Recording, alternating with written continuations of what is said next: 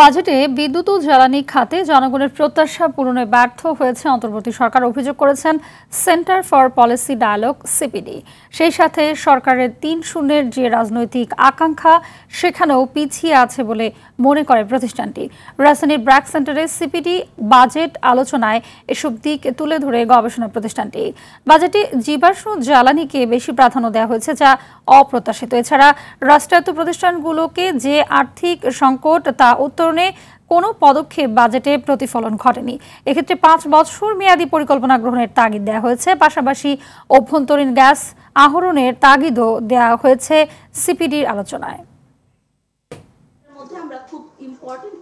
সকলে মিলে ঐক্যবদ্ধভাবে সামনের দিনগুলোতে ভয়েস রেইজ করলে আশা করা যায় যে আমরা এই সরকারের বাকি সময় এবং নতুন যে সরকার আসছে তাদেরকেও আমরা যাতে যথাযথভাবে আমরা অ্যাকাউন্টেবল করতে পারি, তাদেরকে যাতে আমরা শুরু থেকে নিয়ে যেতে পারি, যাতে দেশে যাতে আগামী দিনে শিল্প, সেবা, বাসাবাড়িতে জ্বালানি নিরাপত্তার যাতে কোনো সংকট আগামীতে না থাকে।